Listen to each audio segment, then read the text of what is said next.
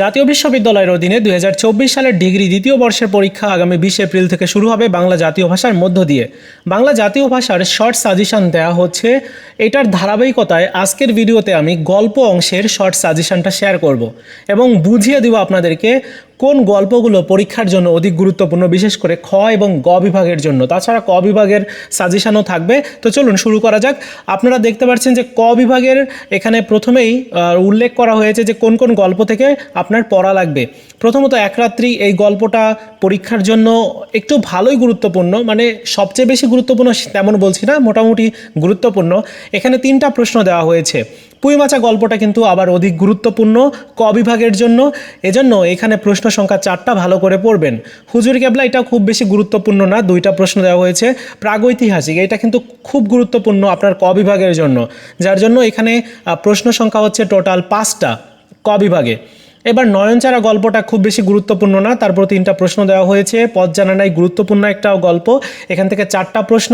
এবং আত্মজা একটি করবি গাছের গাছ যে গল্পটা রয়েছে, এইটা থেকে কিন্তু 3টা প্রশ্ন দেওয়া হয়েছে, যদিও খুব বেশি গুরুত্বপূর্ণ না। সো এই হচ্ছে ক বিভাগের অতি সংক্ষিপ্ত প্রশ্নের শর্ট সাজেশন। এই প্রশ্নগুলো যদি কমপ্লিট করেন তাহলে আপনি এখান থেকেই কমন পাবেন। এবার আমি চলে যাচ্ছি খ বিভাগে। সবথেকে বেশি গুরুত্বপূর্ণ যে বিভাগটা রয়েছে গ বিভাগ, একটু পর দেখাচ্ছি। খ বিভাগের ক্ষেত্রে 2টা গল্প খুব গুরুত্বপূর্ণ। একটা হচ্ছে হুজুর ক্যাবলা। হুজুর ক্যাবলা থেকে 100% প্রশ্ন আসবেই। এদিকে নয়নচারা গল্প থেকেও কিন্তু প্রশ্ন আসার সম্ভাবনা রয়েছে। সো আপনারা হুজুর ক্যাবলা এবং নয়নচারা এই 2টা গল্প যে প্রশ্নগুলো রয়েছে ভালো করে কমপ্লিট করবেন। বিশেষ করে হুজুর ক্যাবলা 3টা প্রশ্ন দেওয়া হয়েছে, পড়বেন। এদিকে আবার এক রাত্রি গল্প থেকেও কিন্তু 2টা প্রশ্ন দেওয়া হয়েছে। হুজুর দেখতে পাচ্ছেন প্রাগৈতিহাসিক, এখান থেকে একটা প্রশ্ন দেওয়া হয়েছে। পথ জানা নাই থেকে একটা। পথ জানা নাই খুব বেশি গুরুত্বপূর্ণ না, তবে প্রাগৈতিহাসিক এটা একটু পড়ে যাবেন। তাছাড়া হুজুর ক্যাবলা তো থাকলোই, সাথে হচ্ছে এক রাত্রি এবং নয়নচারা। ঠিক আছে, এবার আমি চলে যাচ্ছি গ বিভাগ, সবচেয়ে বেশি গুরুত্বপূর্ণ যে বিভাগটি। গ বিভাগের প্রশ্নে অ্যানালাইসিস করে যেটা দেখা গেছে সেটি হচ্ছে যে এক রাত্রি গল্পটা সবচেয়ে বেশি গুরুত্বপূর্ণ আপনার পরীক্ষার জন্য।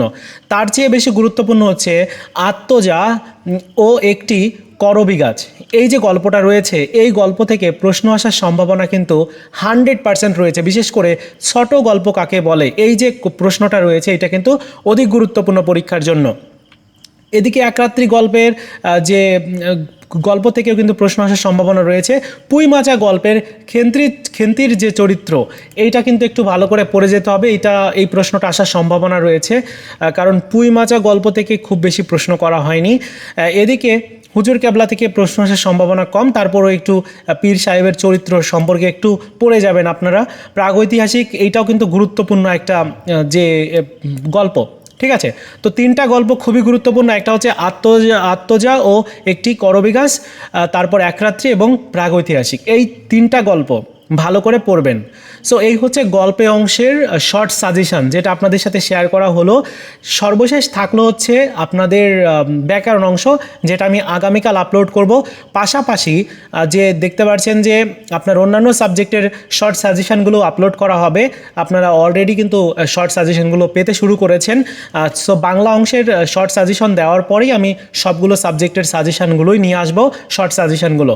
সো এই চ্যানেলটিকে প্রত্যেকে সাবস্ক্রাইব করবেন। আর হ্যাঁ, এই যে গল্প অংশের যে শর্ট সাজেশনটা দেখতে পাচ্ছেন, এটার পিডিএফ ডাউনলোড করার লিঙ্ক আমি এই ভিডিওর প্রথম পিন কমেন্টসে দিয়ে রাখলাম। প্রত্যেকে পিডিএফ ডাউনলোড করে নেবেন এবং গুরুত্বপূর্ণ প্রশ্নগুলো ভালো করে কমপ্লিট করবেন। তো এই ছিল আজকের মতো ভিডিও। দেখা হচ্ছে নতুন ভিডিওতে। ভালো থাকুন সবাই, ধন্যবাদ।